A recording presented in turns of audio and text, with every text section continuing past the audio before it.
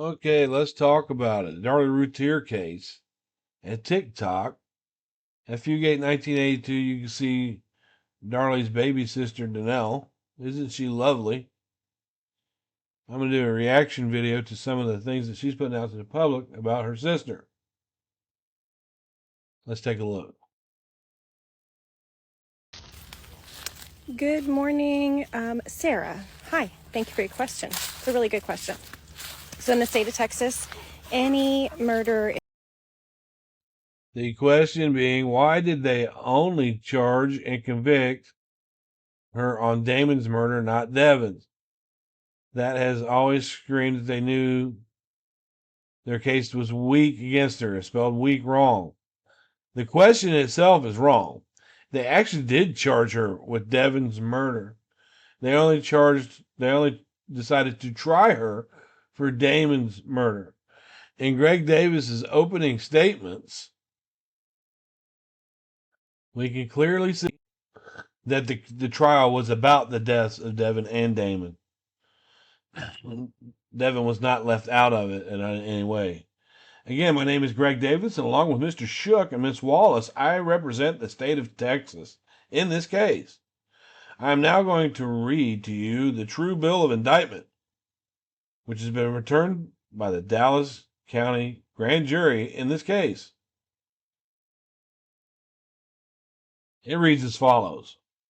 True bill of indictment in the same, and by the authority of the state of Texas and the grand jury of Dallas County, state of Texas, duly organized at the January term, A.D. 1996, of the 194th Judicial District Court, Dallas County, in said court, at said term, do present that one Darlie Routier, defendant, on or about the 6th day of June, A.D. 1996, in the county of Dallas, in said state, did unlawfully,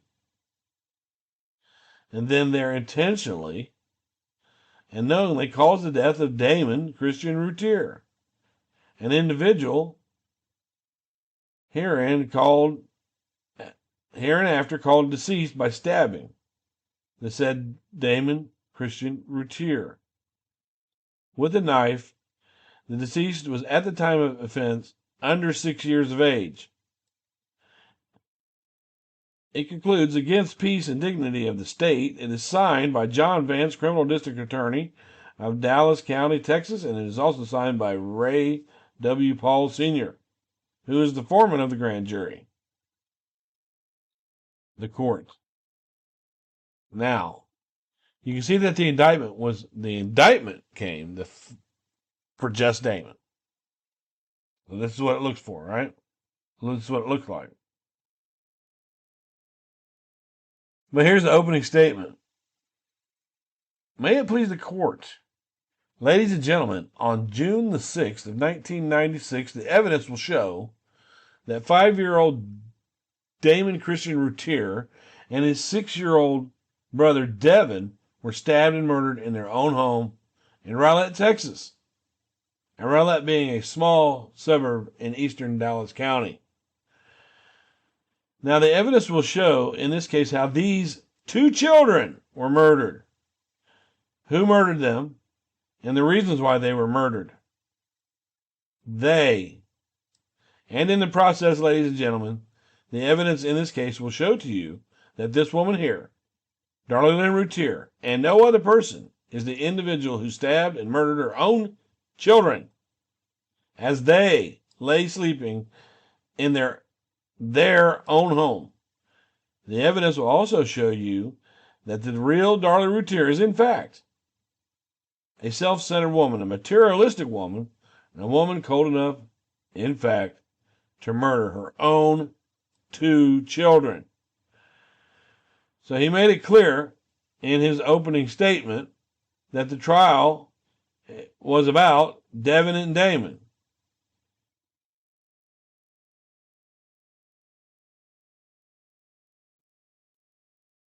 He made sure to put that in there. So I just wanted to go through that just for a moment. Let's go back to see what Danelle has to say. So, this is kind of wrong. The charge.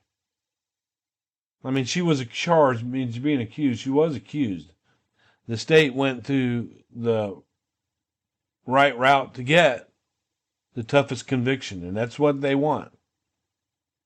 Involving a child 5 and under is automatically capital punishment. With Devin's case, it was a much less convincing case. The murder weapon that was found in the house. Now, see, that she wants to make you think that they're not charging her with Devin or going after Devin because that case was weak. But the evidence shows that whoever came in that house or was in that house, whoever killed those boys, killed both of them. Somebody didn't come in and just kill Damon and leave, and then somebody else killed Devin. This is what she's trying to make you think. Did not have any of his blood on it. No, it's not that the knife did not have any of his blood on it. It's that there was only 4 points of the knife that was tested for one. You know, there's only 4 points. But we have to look into physics and the probability of the case here. A lot of us feel like Devin was stabbed first. A lot of us feel like Damon was attacked twice. Actually, a lot of us feel like that Damon's blood should be the blood that's on that knife when she put it down. Now, take and think of a piece of metal with blood on it going inside another area where there's blood, right? And then coming out. The blood that was on that knife when it went in is now in that wound. And the pulling it out would be Damon's blood. Tell me what you think. Let me say that again. The murder weapon that supposedly killed him, per the state, did not have any of his blood. She does not know if it did not have any of his blood on it. In fact, they put it up for more testing. And the state argued that since Richard Mosty walked around with the knife in his hand to show it to the jury, he cut himself with it. They argued that he contaminated it. But she's saying there's not any blood, when actually there was not any test. 4 points, when they could have tested 8 points. Protocol was 4 points of that weapon. On it, none, zero, none. She's going to say none, zero, none, like it wasn't there. We don't know if it wasn't there. We don't know if it was up inside the handle. They only tested 4 points. Okay, I want you to really think about that. For anybody that's a naysayer that believes that Darlie is guilty, here's another one of those magical moments where she somehow managed to keep the blood where she wanted. It's like she had magical powers in their minds. No, physics is not magical. You can test this yourself. Take yourself some paint and thin it down to what you feel like the thickness of blood is. Put it on a metal object and move it quickly into an object that has that same paint, but just a little bit thicker, and you'll see that it changes it. It pulls it out. Ice on ice. The downward thrust into another body is, in a sense, cleaning the knife. Devin's blood went in. Damon's blood came out.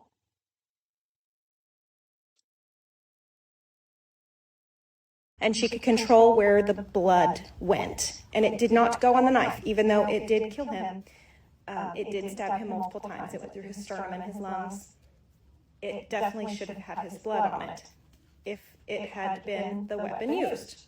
Oh, Kitty, you can't scratch me. She wants to suggest that there are 2 weapons being used, but you can read testimony about this knife. This is obscene, what she's about to say. Anyways, it didn't. And so a case that was for the murder of him, Schmurder, I'm sorry, I forget that I'm not supposed to say that word. I hope. Yeah, you got to listen to what Sully tells you. You got to say schmurder. Be sure you listen to what Sully tells you. Even though when she comes on other people's channels, she says murder. You only say schmurder if you're worried about your monetization. I can say murder, death, killed, dirt nap, all of it, because I'm not monetized. They're not going to take my money because I'm not trying to make any. But I got in trouble for that. Anyways, they would have had a hard time proving it. And if it hadn't been for their major character assassination. But they did prove it. Because they spoke in detail about the wounds to Devin. Every bit of evidence about his death was presented at trial.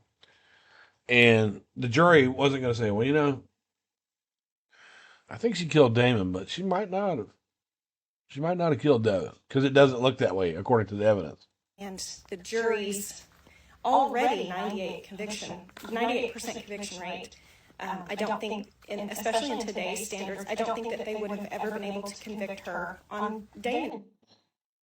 On Damon's death. She's crazy. Kerr County, 22 death penalty cases. But Greg Davis, the DA for Dallas, also 22 death row cases that had nothing to do with Kerr County. Either, because there was no hard evidence, really. It was all very subjective, very circumstantial, subjective information that they used against her. There's plenty of physical evidence. Circumstantial evidence is nothing unless it's combined with physical evidence. If you had a case that was just purely circumstantial, you would have reasonable doubt. But there's physical evidence here. So the state used Damon's case alone. Two different murders. No. Read the testimony. It's all about Devin and Damon. She got the death penalty for killing both of those kids.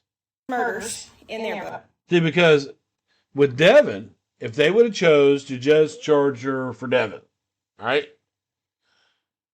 She would have been able to get life with the possibility of parole in 40 years. We also have to take into consideration the jury's deliberations, the mitigating factors. The jury felt like they didn't want her to see the light of day again because they thought that maybe she would kill again. So they chose the death penalty. They could have said, you know, we're going to just go with life. But Greg Davis went for the death penalty. He went for the biggest win, the biggest pot.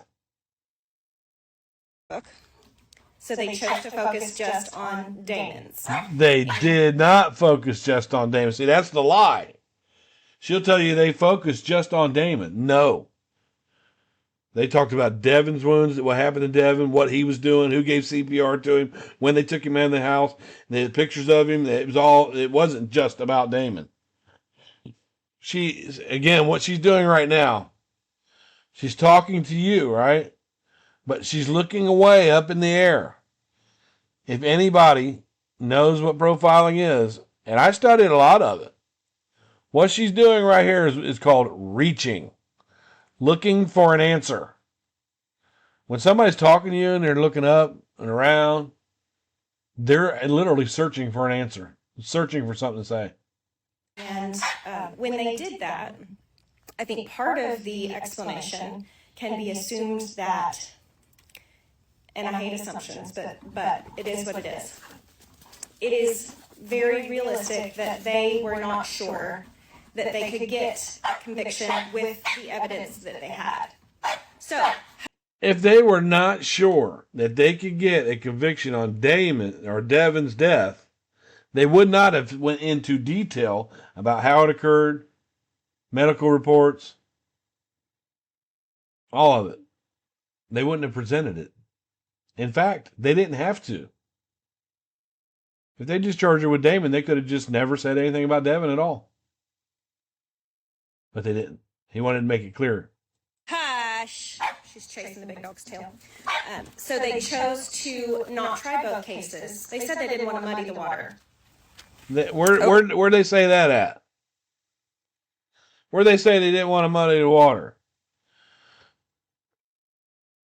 That look on your face when you're pooping very, very hard and you're full of constipation. Okay. No. Where did they say they didn't want to muddy the water? That's a statement that never occurred. In fact, here they are not muddying the water. Greg Davis' opening statement again. Also, by that date, the baby, his name was Drake. By this time, he was 8 months old. Drake, Devin, and Damon were taking up more and more of her time. And by this time, she was becoming angry because, in fact, her lifestyle that she had grown accustomed to, the vacations, the buying sprees, the nice things, the freedom, those things were starting to go away. And she was beginning to become very angry by that. You also see that by 1996, by June the 5th, on that date, the Jaguar automobile, it wasn't running.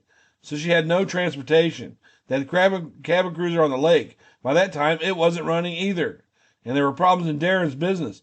The evidence will show again. He says that a lot.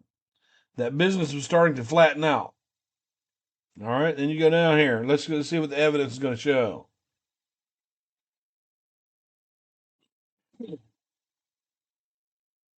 Now, you want to say they didn't want to muddy the waters, they didn't want to leave it out? Now, during that evening, the evidence that you just said they didn't think they had will show you that the two boys, Devin and Damon, were downstairs in the family room. And we'll be referring to it either as the family room or the Routiers sometimes referred to it as the Roman room. They were in the family room sleeping, watching television. The defendant was down there at times. Her husband was also down there. About 1 a.m. that morning, both boys were asleep on the carpet by a couch where the defendant was, close to a big screen television. They had been watching TV that evening. By this time, they were sound asleep. About 1 o'clock in the morning, the defendant's husband came up to her and told her he was going to go to bed. Go to the master's bedroom and go to sleep. Baby Drake was all up there in his bassinet. Let's move down. So at 1 o'clock in the morning, the situation will be that we have Devin, we have Damon, and we have only one other person downstairs with them. And that person is the defendant right over there, Darlie Routier. Now, sometime between 1 a.m. and 2:30 a.m. on the morning of June 6, 1996, both Devin and Damon were stabbed to death. The evidence will show you that Devin Routier, the 6-year-old, was stabbed twice in the chest. The first stab wound to the upper chest penetrated his pulmonary artery and into his right lung. The second stab that you will hear about is in the lower chest, and that entered into his liver. And the evidence will show you that 6-year-old Devin died face up on the carpet with his eyes open, supposedly as his mother, the defendant, was sleeping on the couch in that very same room where he died. The evidence will show you also. So you can't say that they tried to mush it. Let me run down to the last part of this. Now, among the things that you will see through that evidence will be that both boys, both Devin and Damon, were stabbed with the kitchen knife that came from the defendant's own kitchen. Both boys' injuries they're talking about here.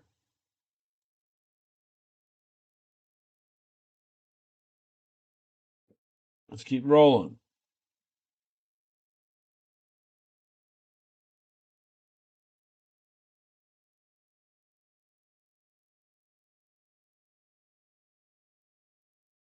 I'm going to ask that you find this defendant guilty because the evidence we're going to show you through this trial shows beyond any reasonable doubt that she is, in fact, guilty of the capital murder of 5-year-old Damon Christian Routier.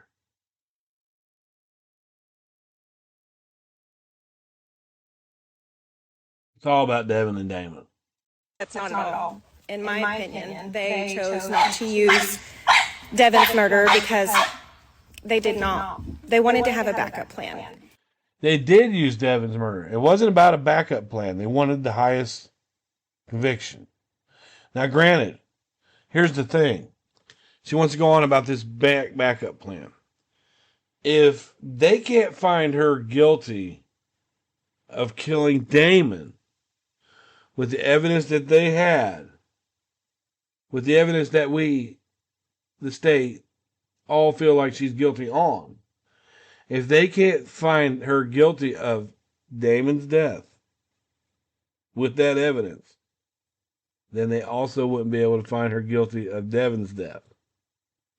Nobody came in there at 2 separate times and killed both those kids. So they wouldn't really need a backup plan. Because, like I said, why would they... Okay, we lost that? Well, let's charge her with this. That's not going to work because they're going to get the same result. They went for the most harsh punishment. If in the event they weren't able to be successful with Damon, then they could have possibly changed their theory, like they did several times. They could not change their theory. And they did not change their theory several times either. If you're guilty of killing 2 kids in the same room, feet away from each other, they're not 2 different events that night. And used Devin's murder as a redo. So, unfortunately, it went in their favor. And they could. They could have, but if you think about the logistics of it all, the jury found her not guilty of Damon's death. Would the prosecution actually waste their time to charge her with Devin's and try her for it? No. You got to use your brain. You know, I can't go back to how many times James Cron said use this common sense approach on this. They only had to try her on Damon's, and they got what they wanted out of that trial. And here we are today, still fighting their blatant dishonesty. Their absolutely. You just gave up some blatant dishonesty. You're searching again for something to say. Absolutely crooked tactics.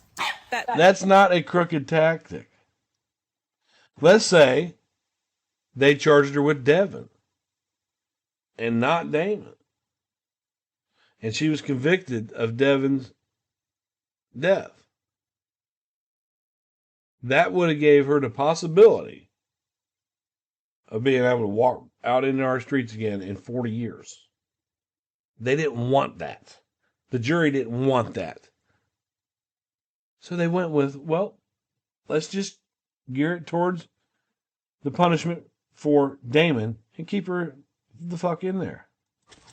We continue to fight because that's what's right. I also think that you are absolutely right. The case was very weak. Stop, honey. The case was very weak. That's why you still have, to this day, investigators, body language experts, Peter Hyatt, the voice expert. You have all the dialogue, that expert. New people like Crime Weekly. That Danelle was literally feeding them information that they didn't buy. You still have that today. Stormy, stop. But they were more concerned about attacking her character and creating this. Instead of there being doubt about her guilt, they wanted to create doubt about her character. Yeah, that's what their job is to do.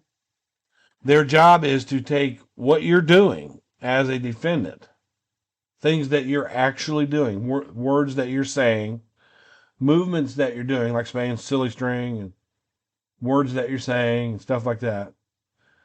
Their job is to point that out. That's all they did. They pointed out things that she actually did. And make the entire world believe that she was selfish and evil and hateful. Now, doesn't she seem selfish to you? Think about it. I could use just one simple example, which I know, Rich doesn't seem to think that this means anything about Dennis's abuse towards Darlie. Oh, he doesn't, you know, he doesn't think that means anything.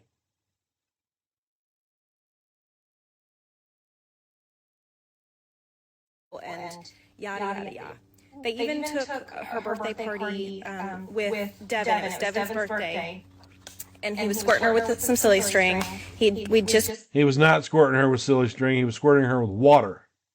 Cut the cake, and I'm sorry, he was spraying her with the water gun.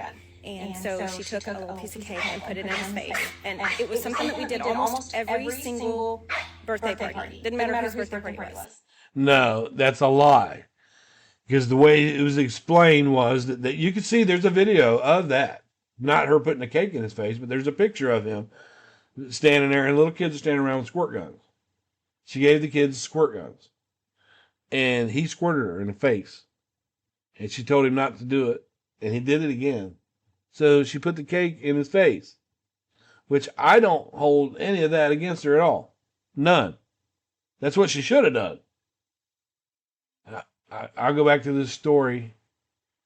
When I was little, what my dad did to me, he had this rule: if we went to eat or we ate at the table, we ate everything.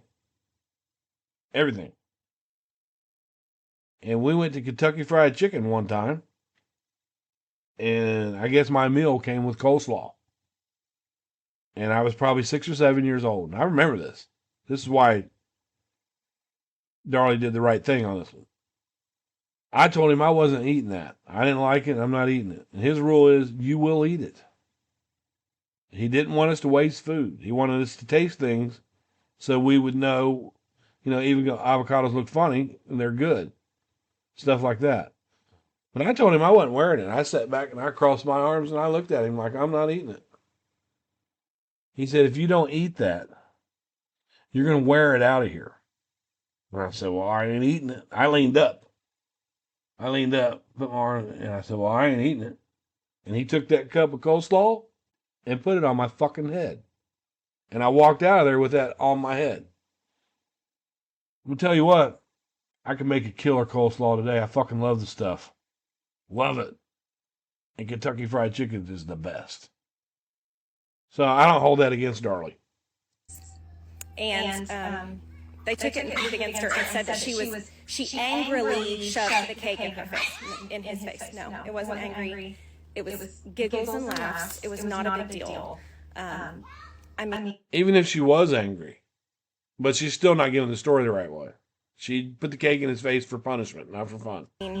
It's just ridiculous what they take out of context, and they can do whatever they want and say whatever they want, and then all these people just keep perpetuating it because it was put into print. And so they think that makes it fact. No. Well, you can say whatever you want because you literally have said that Tom Bevel is the type of expert that if you give him enough money, he will swing it his way. You're free to say what you want, right? That was not fact. That was not at all how it truly went down. People are going to twist things to fit the narrative they want. It is what it is. You can see my husband's air conditioners in the background there. He's scrapping stuff. Anyways, I've got to go to work. I am 6 minutes late. I hope that answered your question. It was because they were not secure in the evidence that they had for Damon. That's the lie. She said they were not secure in the evidence they had for Damon. She's going to change that up here in a minute. But the reason they didn't charge her with Devin is because they just didn't have enough evidence. That's what she wants you to believe. They went for the highest penalty. Look at that. She even looks like she knows she's lying. Darlie put those there. Darlie did that. So, anyways, I hope you guys have a wonderful day. Thank you for your questions. Keep them coming because it's helpful for me. Y'all have a great day. I want y'all just to be able to see him. This is Damon. He was a big old mama's boy. I loved his mama. His mama was his world. And he never really went far from mama because he loved her so much. And well, in her own journal, she writes about Damon being gone with Grandma for a week. it is absolutely unfair for his murder to be pinned on her when she loved him just as much as he loved her. And we were not violent people. Darlie was not a... There is no doubt that Darlie started out as a good mother. There's no doubt that there was a lot of love there. But things escalated in the months. You could love somebody and freak the fuck out. Violent person. I don't even know if I ever heard her say a cuss word past damn. But Rich talks about her in prison, where I heard her drop F-bombs and a couple of MFers here.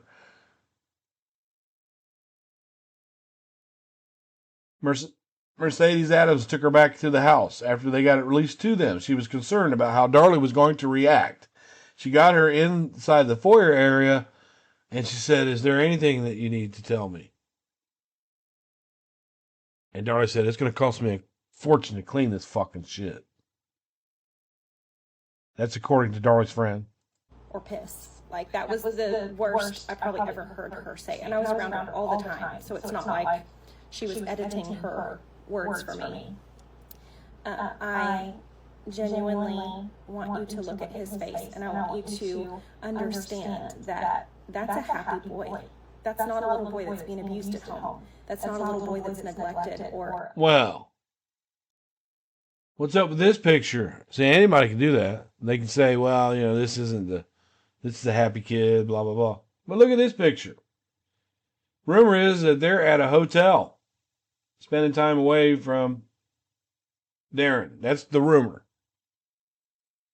Devin's his happy self, trying to have fun with Drake. But look at the way Damon is leaning away. He's leaning away. See how his shoulder's leaning away? His arms away. Look at that look. What do you think? I have a picture back in my cell that's one of my favorite pictures, and it's of me and Devin and Damon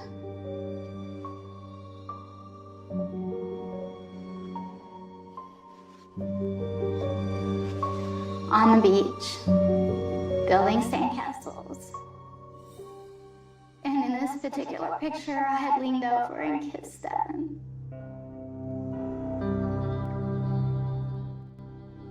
It's a good memory.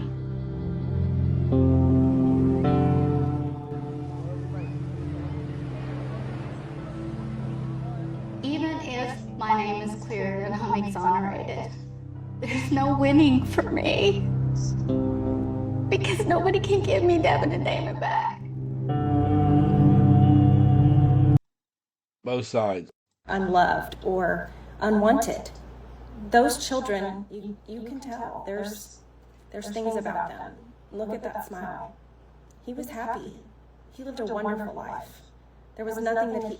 A lot of people that were happy and lived a wonderful life became the victim of someone else's unhappiness. Devin and Damon's happiness does not take away from the lack of impulse control that she had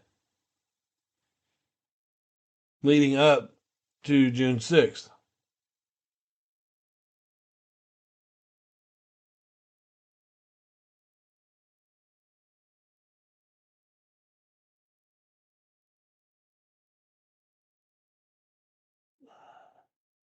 ever needed that he didn't get. He was very emotionally loved. He was very supported. He was very...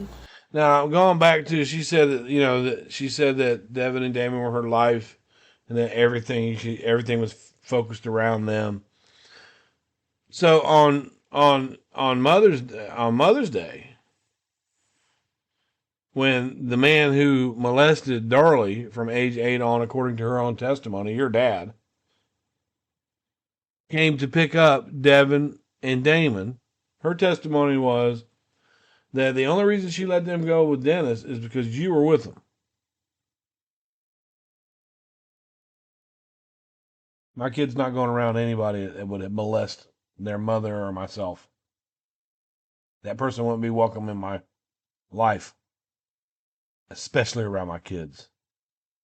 Encouraged, and they read to him, and Devin loved him like a brother loves a brother. It was absolutely precious. They were best friends, and both those boys deserve justice. Yeah, they were buried with their hands held together so they could be best friends with each other for eternity. But Darlie had them dug up and had their hands cut off. They couldn't even have that. And what we got was not justice for them. It was absolutely the opposite of that. Also, I want to correct myself. Kerrville didn't have a 98% conviction rate. It was like an 89 or 85% conviction rate. They are very pro-prosecution, and they are very conservative, and they just did not like what Greg Davis painted for them of our family. Oh, no, they loved what Greg Davis painted for them of Darlie. There wasn't much in there about you and Dana. They wouldn't talk about your family. They were talking about Darren and Darlie's family, not your family.